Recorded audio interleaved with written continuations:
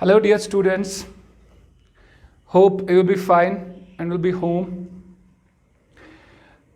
Today's lecture is for class 11th. Beta, as you know that we recently completed that biomolecule section by concluding the enzyme portion in last video and last lecture, beta. Now, as we discussed it, we mentioned and we promised that we are going to the next topic, that is physiology. It is the next unit that lies in your T2 syllabus, term second syllabus में बेटा. तो physiology ज़्यादा practical science है बेटा. ये जो topic है ये ज़्यादा प्रैक्टिकल टॉपिक है as taxonomy than taxonomy. And taxonomy is totally theoretical topic. उसमें थियोरेटिकल कंसेप्ट्स है जो कन्वे करने होते हैं. मुझे नहीं लगता कि मल्टीमीडिया के थ्रू वो कन्वे अच्छे से हो सकते हैं. Let us wait for that topic. तो फिलहाल जो आज का टॉपिक है दैट इज फिजियोलॉजी. ये टॉपिक नहीं है, यूनिट नहीं है. यूनिट से भी एक बड़ी चीज़ है फिजियोलॉजी. एक पूरी ब्रांच है जिसमें क्या it's a branch of biology. It's सब डिसिप्लिन ऑफ बायोलॉजी. ये एक सब डिसिप्लिन है बेटा. ब्रांच ऑफ बायोलॉजी कह सकते हैं, सब डिसिप्लिन कहते हैं. यूनिट नहीं कहूंगा मैं इसको. फिजियोलॉजी पढ़नी है हमें बेटा. बेटा पहले मैं एक चीज क्लियर करूं. ये एक ह्यूज टॉपिक है. इसके अंदर बहुत सारी कैनोटेशन है, इसकी बहुत सारी चीजें, बहुत सारी इंटरप्रिटेशन है बेटा इस चीज की. लेकिन आप लोगों को मैं एक बात बोल रहा हूं. 10th क्लास में आप लोगों ने life process first and life process second पढ़ा है बेटा. ये 2 यूनिट्स वहां पे थे, 2 चैप्टर्स वहां पे थे बायो में. सबको पता होगा. ये जो लाइफ प्रोसेस फर्स्ट और लाइफ प्रोसेस सेकंड है ना बेटा, मान लो, जान लो और यकीन कर लो, ये उन्हीं चीजों की जो उनमें आपने पढ़ा है ना, उन्हीं चीजों की बात इसमें होगी. लेकिन अब जरा थोड़ा सा शाबाश ग्रैंड तरीके से वो बात होगी बेटा. एक्चुअल में है ये लाइफ प्रोसेस की कहानी. में वहीं पे आ जाऊंगा बेटा. पहले फिजियोलॉजी की बहुत सारी डेफिनेशंस है. फिजियोलॉजी क्या होती है, फिजियोलॉजी में बेसिकली क्या पढ़ना होता है, क्यों फिजियोलॉजी पढ़नी होती है, किस लिए फिजियोलॉजी इंपॉर्टेंट है, क्या ब्रांचेस इस फिजियोलॉजी के हैं. पहले मैं इंट्रोडक्टरी लेक्चर आज का इस पे देता हूं ताकि आपको थोड़ा सा एक विजन सा बने, एक इमेज सी बने कि फिजियोलॉजी जस्ट एक टॉपिक नहीं है, जस्ट एक यूनिट नहीं, it is a branch. I could have directly started one of the systems of these physiology के अंडर जो systems आते हैं हमारे. I could have directly this started that one of the life processes. उससे मेरा काम आसान हो जाएगा. लेकिन नहीं, आपको चीज़ें पता होनी चाहिए, बिटवीन द लाइन्स पढ़नी चाहिए, पढ़ना है आप लोगों को कि व्हाट इज बेसिकली फिजियोलॉजी है क्या. ये जो फिजियोलॉजी है बेटा, बहुत सारी डेफिनेशंस आपको अलग अलग जर्नल्स में मिलेंगी, बहुत सारे कैनोटेशंस इसके निकाले गए हैं. फिजियोलॉजी एक सिंप्लीफाइड वे में आपको बताता हूँ क्या है. It's a branch of biology or sub-discipline of biology. Branch of biology or sub-discipline of biology that deals with, किसके साथ ये डील करती है. It's a science. एक्चुअल में कहते हैं, देखो अगर मैं नटशेल में आपको एक टर्म बताऊंगा ना, it's science of life. It's a science of life. ये भी बहुत सारे वो पॉइंट भी लिखाऊंगा. That deals with functions and mechanisms beta. Functions and mechanisms, different functions and different mechanisms of shabash of various, ऐसे कह सकते हैं, of various cells, tissues, organs, organ systems in a living organism. In a living या of a living organism. Of a living organism beta. It deals with the functions and mechanisms of cells, tissues, organs, organ systems and living in a living organisms that leads to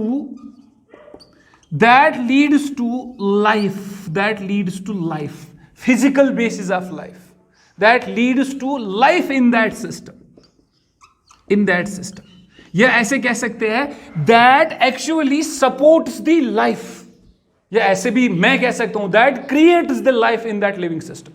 हम उस living system को इसलिए living कहते हैं because उस living system में life है। और वो लाइफ किसकी वजह से बनती है? When there is functioning and mechanisms. Mechanisms आप समझते हो ना बेटा, प्रोसेसेस, पीछे क्या कौन से लॉजिक्स है, किनके, सेल्स में क्या फंक्शनिंग है, सेल्स के क्या अगर वो फंक्शन कर रही है तो उसके पीछे मैकेनिज्म क्या है, टिश्यू की अगर कोई फंक्शन है तो उसके पीछे मैकेनिज्म क्या है, ऑर्गन्स की अगर कोई फंक्शन है उसके पीछे मैकेनिज्म क्या है, और ऑर्गन सिस्टम की अगर कोई फंक्शन है तो उसके पीछे मैकेनिज्म क्या है। इन सब की इंटीग्रेशन, उसके पीछे क्या मैकेनिज्म है, एक लिविंग ऑर्गेनिज्म में इन सब चीजों को मिला के क्या बनाई जाती है? लाइफ, एक लाइफ बनती है।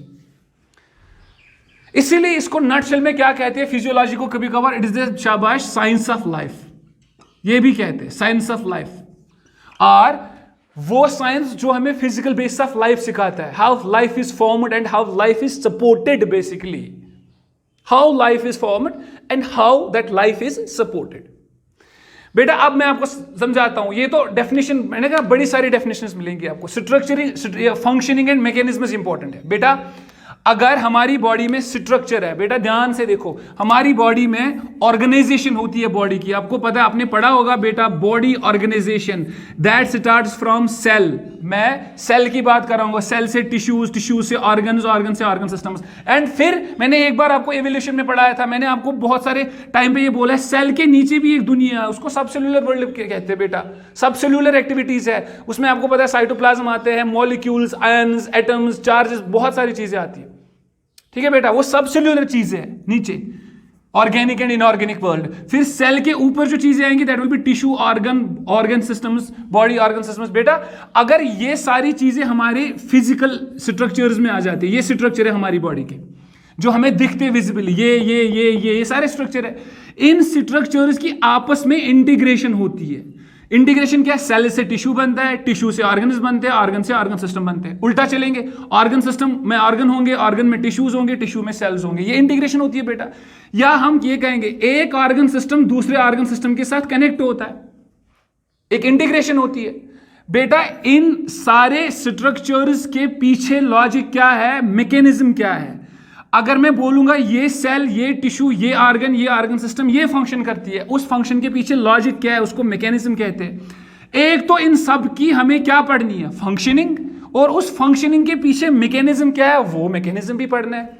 अगर हमने बॉडी में ये सब पढ़ा तो हम कहेंगे ये फिजियोलॉजी पढ़ी हमने, और यही पढ़ने के बाद आपको पता चलेगा लाइफ कैसे सेल में बनती है, एक लिविंग सिस्टम में लाइफ कौन सपोर्ट करता है, यही चीजें तो सपोर्ट करती है। इसलिए इसको साइंस ऑफ लाइफ कहते हैं बेटा। अगर आप लिविंग सिस्टम को ध्यान से देखेंगे, उस लिविंग सिस्टम में लाइफ है, बट लाइफ बेसिकली है क्या? आपने लाइफ नाम पढ़ा होगा। लाइफ अगर वो सिंपल डेफिनेशन में याद करेंगे, life is sum total of all the life processes. Sum total of all the life process in any system denotes the life, ठीक है बेटा। मगर life sum total of all the life processes, वो life process क्या है? आपने वो definition भी पढ़ी होगी, all those process which support life are known as life process. मगर फिर से एक क्वेश्चन रह गया, लाइफ क्या है? ठीक है बेटा, वो जो लाइफ में कह रहा हूं, हमारी जो बायोलॉजिकल वर्ल्ड में जब डिफाइन करते हैं ना लाइफ को, वो लाइफ कुछ नहीं होती है। बेसिकली वो लाइफ क्या होती है? Functioning, integration of cells, tissues, organs and organ systems. ठीक है बेटा, इनकी इंटीग्रेशन, और उस इंटीग्रेशन की वजह से एक लाइफ प्रोसेस होती है, एक प्रोसेस होती है जो सपोर्ट करता है लाइफ को। मतलब मैं इन अदर वर्ड्स कहूंगा कि इनकी इंटीग्रेशन, इनकी फंक्शनिंग की वजह से, इनके इंटीग्रेशन और इनकी फंक्शनिंग की वजह से जो क्रिएट होती है उसको लाइफ कहते हैं। जो क्रिएट होती है उसको क्या कहते हैं? लाइफ। तो बट जो वो क्रिएट करते हैं उसके पीछे मैकेनिज्म होता है बेटा। हम इस फिजियोलॉजी में हर एक सेल की, हर एक tissue, organ and organ system की क्या पढ़ेंगे बेटा? उसके उनके फंक्शन, बट उस फंक्शन को करने के लिए एक मैकेनिज्म होगा, तो हम वो मैकेनिज्म भी पढ़ेंगे। अगर हम बॉडी के डिफरेंट स्ट्रक्चर्स का फंक्शन और मैकेनिज्म पढ़ेंगे, हम कहेंगे हमने उस स्ट्रक्चर की क्या पढ़ी बेटा? फिजियोलॉजी पढ़ी उसकी। जैसे कि मैं कह रहा हूं physiology of nutrition, physiology of circulation. Circulation is a life process जो आपकी लाइफ को सपोर्ट करती है। बट सर्कुलेशन क्या होती है? जिसमें एक जगह से दूसरी जगह क्या चले जाते हैं? मटेरियल्स। ठीक है बेटा, जिसकी वजह से वो बॉडी में ट्रांसपोर्ट किए जाते हैं, मटेरियल्स, गैसेस वगैरह ट्रांसपोर्ट किए जाते हैं। बट उसके पीछे मैकेनिज्म होगा। मैकेनिज्म क्या है बेटा? मैकेनिज्म तो है वहां पे ब्लड को सर्कुलेट किया जाता है, पंप किया जाता है। आर्टरीज और वेन्स कंट्रैक्शन और रिलैक्सेशन करते हैं बेटा, उसके इसका मतलब क्या हुआ, वहां पे सेल्स लगते हैं, वहां पे टिश्यूज इन्वॉल्व है, वहां पे ऑर्गन्स इन्वॉल्व है, वहां पे ऑर्गन सिस्टम्स इन्वॉल्व है बेटा। तो इन्हीं ऑर्गन्स, टिश्यूज और ऑर्गन सिस्टम और सेल्स की फंक्शनिंग पढ़ेंगे मैकेनिज्म के साथ, that will do this physiology of that system. But इसका मतलब क्या हुआ बेटा, ध्यान से बेटा, इसका मतलब क्या हुआ, इसका मतलब ये हुआ दिस फिजियोलॉजी बेटा इट इंक्लूड्स शाबाश, कहां से, इट इंक्लूड्स द मैकेनिज्म्स। इसमें मैकेनिज्म कहां से आएंगे, कहां से बेटा, from the cell and it is activities. Cell से लेके फ्रॉम इट नहीं बेटा, सेल से भी नीचे हम लोग जाएंगे, इस डेफिनेशन में हम लोग जाएंगे नीचे। इट इंक्लूड्स द मैकेनिज्म्स और behaviour, it includes the mechanisms or behavior of ions and molecules at molecular level। बेटा molecular level से ही स्टार्ट करेंगे हम। molecular level का मतलब समझते हो ना बेटा, इस सेल से नीचे मॉलिक्यूल्स होते हैं बेटा, उन मॉलिक्यूल से ही स्टार्ट होती है लाइफ। अगर मैं यहां से बोलूंगा इन मॉलिक्यूल से क्या हुआ, माइक्रोस्कोपिक लेवल की बात हो रही है। It includes all the mechanisms are behaviour of ions, atoms, molecules at which level, molecular level, up to कहां तक, मेजर लेवल तक। मेजर क्या है, up to the integration of various organs and organ systems, up to the integration of various organs and organs। ये ना major बेटा, ये macroscopic.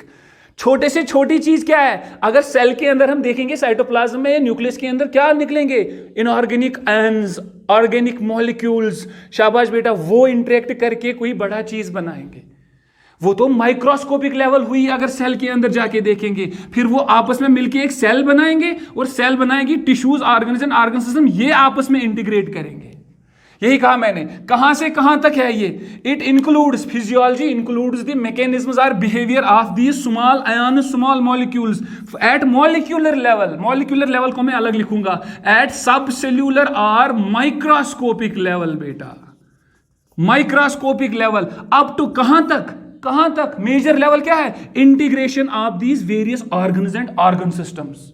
जब ऑर्गन्स आपस में एक दूसरे को डिपेंड करेंगे बेटा, जब ऑर्गन्स इंटीग्रेट करेंगे, जब ऑर्गन सिस्टम्स इंटीग्रेट करेंगे बेटा, ठीक है बेटा, सर्कुलेटरी सिस्टम या बेटा एंडोक्राइन सिस्टम, नर्वस सिस्टम, ये आपस में कनेक्ट होते हैं। हर कोई सिस्टम दूसरे सिस्टम के साथ इंटीग्रेट होता है बॉडी में, तभी जाके तो लाइफ पॉसिबल है। आपकी लाइफ प्रोसेस तभी होगी बेटा, ठीक है बेटा। अगर नर्वस सिस्टम है वो सपोर्ट करेगा सर्कुलेटरी सिस्टम को, सर्कुलेटरी सिस्टम है वो रेस्पिरेटरी सिस्टम को सपोर्ट करेगा, तब जाके सारी चीजें हो जाएंगी। उसको कहते हैं इंटीग्रेशन ऑफ ऑर्गन सिस्टम्स। वो इंटीग्रेशन ऑफ ऑर्गन सिस्टम्स तो मेजर लेवल है, इससे भी लाइफ बनती है। बट ये ऑर्गन्स किससे बनते हैं, सेल से। मुझे बताओ ये सेल्स के अंदर किससे बनते हैं, मॉलिक्यूल से। तो ये फिजियोलॉजी मॉलिक्यूलर लेवल से लेके उस ऑर्गन सिस्टम लेवल तक सारी चीजें कवर कर लेती है। समझ आया बेटा, इसलिए फिजिकल इसको साइंस ऑफ लाइफ कहते हैं बेटा। अगर एक सिस्टम के अंदर लाइफ है, that is because of life processes. तो लाइफ प्रोसेस के पीछे क्या होंगे बेटा, ये ऑर्गन सिस्टम और टिश्यूज और सेल्स आपस में इंटीग्रेशन कर रहे होंगे। बट इनके पीछे क्या होंगे, वो मॉलिक्यूलर लेवल का मैकेनिज्म जो इनके आयन्स, एटम्स, मॉलिक्यूल्स कर रहे होंगे। देखो बेटा, फिजियोलॉजी ने दोनों चीजें कवर कर ली, ठीक है बेटा। अच्छा, अब आ जाते हैं, ये तो फिजियोलॉजी की बात होगी। अब आ जाते हैं बेटा मेन चीज पे बेटा। अब याद रखा आपने फिजियोलॉजी में क्या पढ़ना है बेटा, बेसिकली फिजियोलॉजी में हमें स्ट्रक्चर्स जो ऑलरेडी इस लाइफ में बने लिविंग सिस्टम में होते हैं उनकी फंक्शनिंग और उस फंक्शनिंग के पीछे मैकेनिज्म्स क्या है, उस मैकेनिज्म को कहां से कहां तक पढ़ना है। आप उसको मेजर लेवल पे, माइक्रोस्कोपिक लेवल पे पढ़ सकते हो और मैक्रोस्कोपिक पे भी पढ़ सकते हो, from molecular level up to the organ system level. It depends upon you कि आप कहां से कहां तक पढ़ोगे बेटा। मैं आपको कहूंगा नर्वस सिस्टम समझाने के लिए, और समझना पड़ेगा बेटा नर्वस सिस्टम क्या करता है। क्या करता है nervous system, sir conduction of messages, generation and conduction of messages, ठीक है बेटा। एक नर्व इंपल्स को जनरेट भी करता है, कंडक्ट भी करता है, बॉडी का कोऑर्डिनेशन एंड कंट्रोल करता है नर्वस सिस्टम। यही कहते हैं ना बेटा, ना मोटे मोटे तरीके से यही कहेंगे नर्वस सिस्टम यही करता है। लेकिन अगर आपको ये पढ़ा सर नर्वस सिस्टम में ये कोऑर्डिनेशन लाइफ प्रोसेस है, कोऑर्डिनेशन तब पॉसिबल है जब ब्रेन है, स्पाइनल कार्ड है, नर्व्स है। ये हुए ना टिश्यूज, ये हुए ना ऑर्गन्स बेटा, ये इसकी बात कर रहा हूं। अब इन ऑर्गन्स की वजह से क्या हो रही है, कंडक्शन हो रही है। मैं एग्जांपल आपको समझाता हूं ताकि अच्छे से समझ आए। बेटा ब्रेन है मेरे पास, बेटा हमारे पास स्पाइनल कॉर्ड है, बेटा हमारे पास नर्व्स है, बेटा जिसको हम मिला के बोलते हैं नर्वस सिस्टम है। और ये नर्वस सिस्टम क्या करता है, conduction of message, generation of message, control and coordination करता है।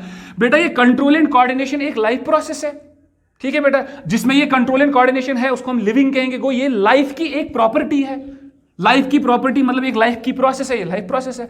इस लाइफ प्रोसेस को करने के लिए क्या है हमारे पास बेटा, ऑर्गन्स है, टिश्यूज है, नर्वस टिश्यू है, न्यूरॉन्स है, ब्रेन ऑर्गन है, स्पाइनल कॉर्ड है, ठीक है बेटा। बट ये कैसे करते हैं, ये कंडक्शन, ये तीन चीज कैसे करवाते हैं, उसको क्या कहते हैं बेटा, फंक्शंस। मगर कैसे करवाते हैं का मतलब होता है उस फंक्शन के पीछे क्या है, मैकेनिज्म। उस मैकेनिज्म के दो तरीके हैं। अगर मैं बोलूंगा ब्रेन ने मैसेज बनाई और नर्व्स ने कंडक्ट की, it is a macroscopic level, लंबी लेवल। अगर मैं नीचे जाऊंगा बेटा, ये जो नर्वस लेवल है ये किससे बनती है, चार्ज डिफरेंस से बनती है। सोडियम और पोटाशियम का पंप, सोडियम और पोटाशियम के आयन्स इधर उधर चले जाते हैं, वो इनऑर्गेनिक आयन्स। ये कौन सी लेवल आ गई बेटा, माइक्रोस्कोपिक लेवल आ गई, मॉलिक्यूलर लेवल आ गई बेटा। तो इसलिए मैंने कहा ये हम डिस्कस मॉलिक्यूलर लेवल से लेके कहां तक कर सकते हैं, ऑर्गन सिस्टम तक कर सकते हैं। इट डिपेंड्स अपॉन यू कि आप किस लेवल से किस लेवल तक जा सकते हो।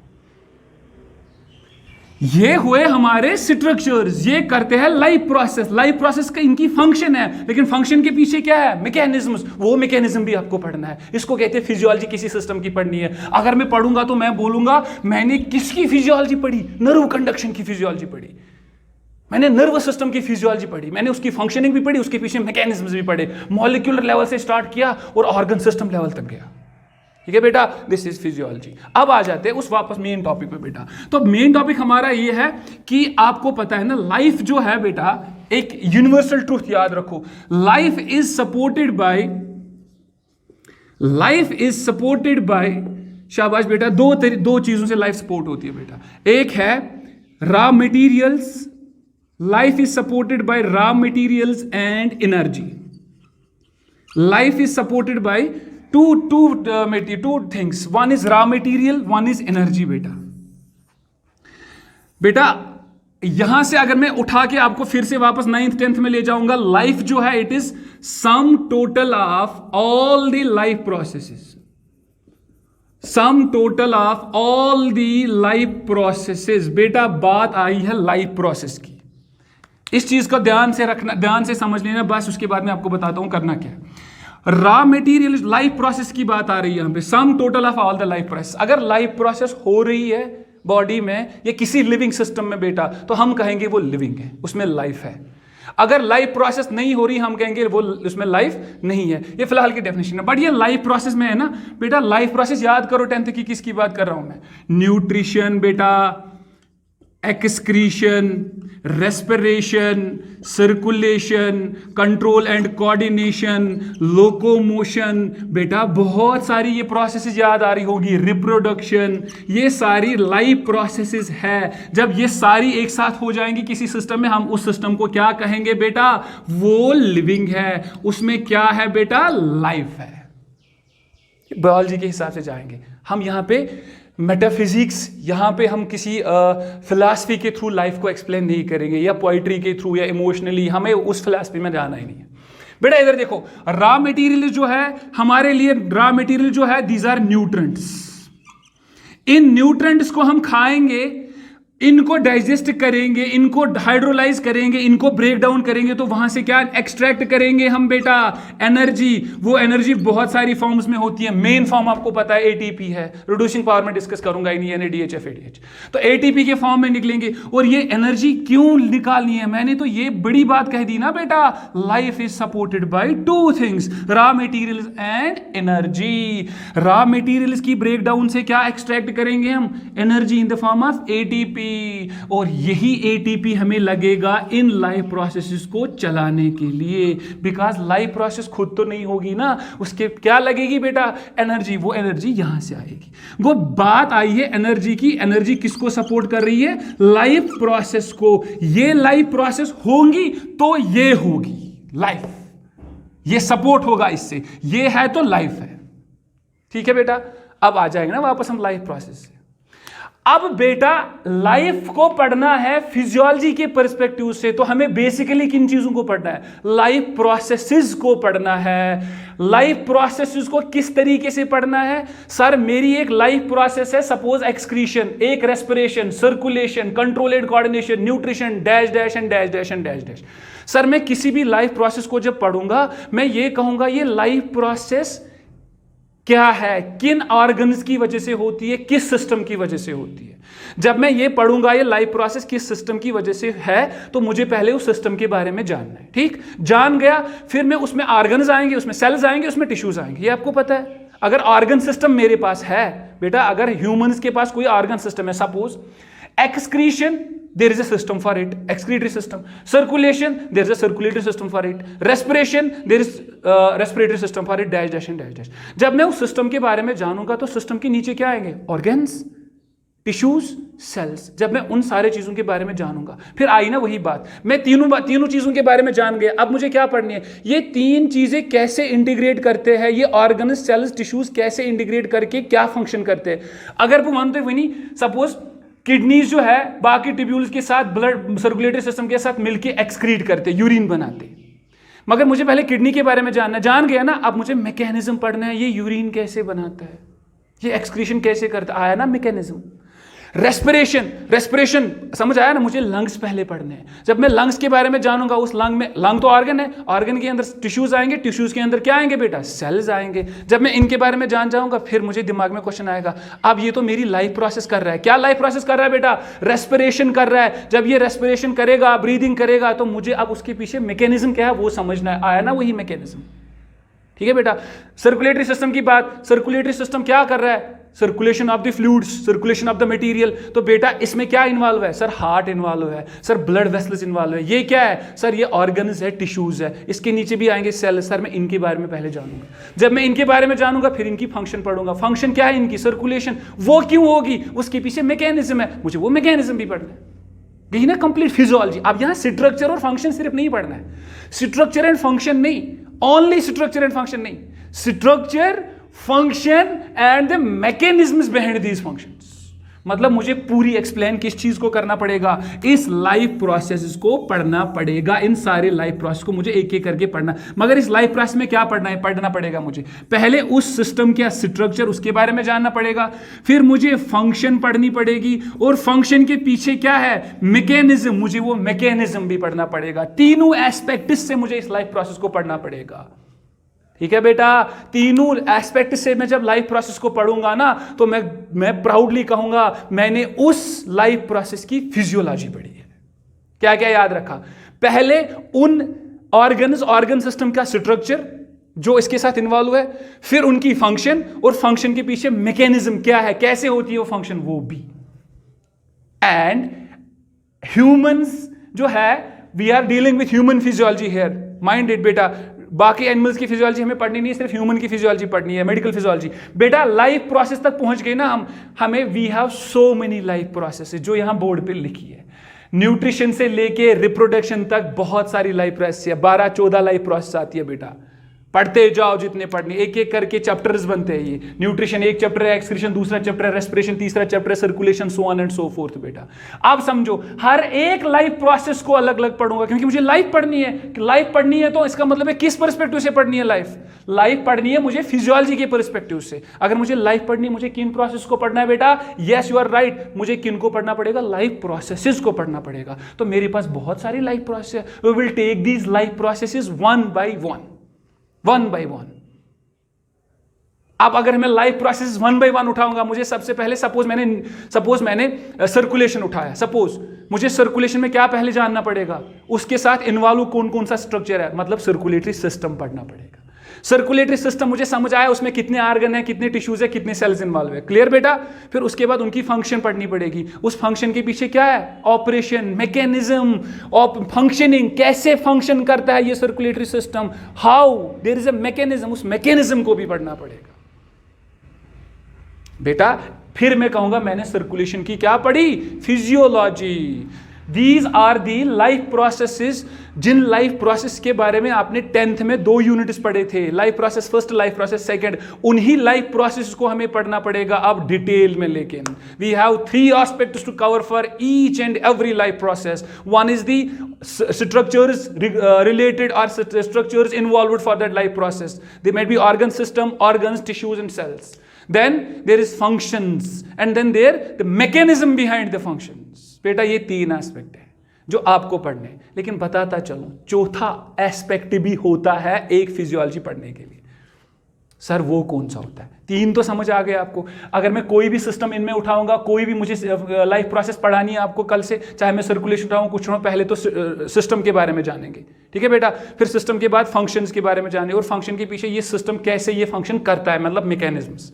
बेटा चौथा भी एक पार्ट होता है, बताता चलूं आपको, चौथा भी एक पॉइंट होता है जो एक फिजियोलॉजी को कंप्लीट करता है। एक आपने क्या कहा बेटा, स्ट्रक्चर्स इन्वॉल्वड, मतलब ऑर्गन सिस्टम्स, ऑर्गन्स उनकी इंटीग्रेशन, ठीक है बेटा। उसके बाद फंक्शंस, बेटा फंक्शंस के बाद इन फंक्शंस के मैकेनिज्म्स, किस किस लेवल से बेटा, मॉलिक्यूलर लेवल से ऑर्गन सिस्टम के लेवल तक, मतलब आप कह सकते हैं माइक्रोस्कोपिक से लेके मैक्रोस्कोपिक। किस पॉइंट है, 3 एस्पेक्ट है एक इस लाइफ प्रोसेस, किसी भी सिस्टम की लाइफ प्रोसेस को पढ़ने के लिए। बेटा चौथा पॉइंट भी है, वो आप कवर कर ले या नहीं करे, लेकिन पता होनी चाहिए। बेटा चौथा पॉइंट क्या है, इफेक्ट ऑफ एनवायरमेंट। अगर आपने स्ट्रक्चर भी पढ़ा बेटा, और सारा स्ट्रक्चर समझ आया उस सिस्टम का, फिर आपने फंक्शन भी जान ली, फिर आपने फंक्शन के पीछे मैकेनिज्म क्या था वो भी जान लिया बेटा, फिर एक बार और रहता है effect of environment on that, शाबाश, लाइफ प्रोसेस या ऑन दैट सिस्टम। ठीक है बेटा, टेम्परेचर बढ़ेगा तो हार्ट रेट की क्या होगी, पीएच बढ़ेगा तो बाकी डाइजेशन का क्या होगा, पीएच कम, एनवायरमेंट बेटा, एनवायरमेंट। ठीक है बेटा, एनवायरमेंट का इफेक्ट उस लाइफ प्रोसेस पे क्या हो सकता है, ये आपके लिए एडिशनल है, पढ़ना जरूरी नहीं है लेकिन पता होनी चाहिए। चौथा एस्पेक्ट भी है effect of environment. Physiology covers this point as well. Physiology covers this point as well. Effect of environment on that life process, on that system. ठीक है बेटा, उस एनवायरमेंट का असर इस पे क्या होगा बेटा, इस लाइफ प्रोसेस पे, ये भी जरूरी है। बट आप फिलहाल 3 पॉइंट्स पे आप नजर रखेंगे, 3 पॉइंट्स पे आपका स्ट्रेस होना चाहिए। 1, if I am going through any life process, we have to go through the structures और organ systems involved for that life process, involved in that life process. We must be knowing about those structures. They can be cells, tissues, organs and organ systems, right? After that, we must be knowing about the functioning of that. What is the function of that life process? उन structures का function क्या है, कैसे करते वो, फिर the mechanism behind that function. If there is conduction of message, how. If there is removal of nitrogenous wastes, that is excretion, how. That how means mechanisms. ये 3 points पे आपको फोकस करना है. Any life process we will take up from tomorrow. Any life process, ठीक है बेटा, any life process you have to go through that life process by stressing upon these 3 points. अगर आपको ये 3 पॉइंट्स किसी भी लाइफ प्रोसेस में clear हो गए, आपकी फिजियोलॉजी 12th लेवल या नीट लेवल तक क्लियर है बेटा. ठीक है बेटा, तो हम अब इन्हीं लाइफ प्रोसेसेस को पढ़ने वाले हैं. In coming lectures we will take up any of the life process and will be postmortem करेंगे हम उसको. पोस्टमार्टम का मतलब क्या होता है, पहले स्ट्रक्चर सिस्टम्स, फिर उनके बाद उन स्ट्रक्चर उसकी फंक्शन, फिर उसके बाद उन फंक्शंस के पीछे मैकेनिज्म्स क्या है. अगर किसी टाइम मौका मिला या हमें मूड आया तो हम इफेक्ट्स ऑफ एनवायरनमेंट भी पढ़ाएंगे, जहां पे जरूरत, जहां पे आपको शाबाश जरूरत है उन चीजों को पढ़ने की, वहां पे मैं पढ़ाऊंगा आपको. ठीक है बेटा, तो रिगार्डिंग हर एक लाइफ प्रोसेस को सिर्फ इन 3 एस्पेक्ट से पढ़ना है, लेकिन दाएं बाएं बहुत सारे छोटे मोटे टॉपिक्स निकल के आते हैं. डिजीजेस, बाकी चीजें, एबनॉर्मलिटीज, बाकी चीजें वो सारी पढ़ेंगे. अब इनमें से कोई भी लाइफ प्रोसेस हम स्टार्ट कर सकते हैं इन द नेक्स्ट लेक्चर बेटा. ठीक है ना, this was the introductory lecture about. एक और चीज बेटा, एक और चीज. ठीक है बेटा, अब फिजियोलॉजी जो है ना बेटा, ये बहुत सारे टाइप्स की है, बहुत सारे टाइप्स की है. We have a comparative physiology, comparative बड़ी सारी लाइन्स है, यहां नहीं जाना आपको. कंपैरेटिव फिजियोलॉजी बेटा, we have evolutionary physiology, we have eco physiology, बड़े सारे टाइप्स है, यहां नहीं जाना आपको. फिजियोलॉजी के ब्रांचेस है. किस में आप फिजियोलॉजी पढ़ रहे हो. अगर आप कंपैरेटिव पढ़ रहे हो, कंपैरेटिव साइंस पढ़ रहे हो, for example suppose circulatory system in vertebrates, brain in vertebrates. अब ब्रेन की फिजियोलॉजी वर्टिब्रेट्स में अलग अलग पढ़ रही है, फिश में अलग पढ़नी है, फ्रॉग्स में कैसे होती है, रेप्टाइल्स में कैसे होती है, बर्ड्स में कैसे होती है, मैमल्स में कैसे होता है। That is comparative physiology, evolutionary physiology. ठीक है बेटा, किसी में कोई सिस्टम है, इस सिस्टम का क्या हुआ during evolution, that is the evolutionary physiology. बहुत सारी ब्रांचेस फिजियोलॉजी की, उधर जाना नहीं है। फिलहाल हम ह्यूमन फिजियोलॉजी पढ़ रहे हैं, इन्हीं 3 एस्पेक्ट इससे जो मैंने अभी पढ़ा है, और ये सारी लाइफ प्रोसेस आपको डिस्कस करनी है।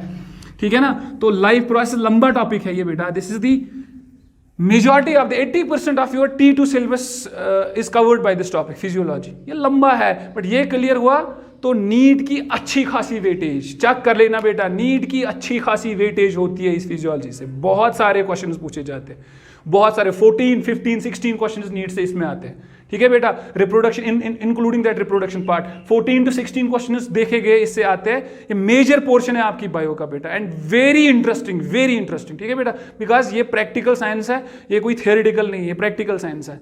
You can feel these changes, you can feel the facts, जितने भी मैं पढ़ाऊंगा ना, वो चीजें, वो प्रोसेस, वो मैकेनिज्म्स आप खुद में भी फील कर सकते हो। होप कि आपको इंट्रोडक्टरी लेक्चर समझ आया होगा, and the next lecture will be about any of these life process. Will take one, देखेंगे कौन सी होगी, तो अकॉर्डिंगली हम इसको पढ़ेंगे बेटा। ठीक है ना, ठीक है बेटा, थैंक यू।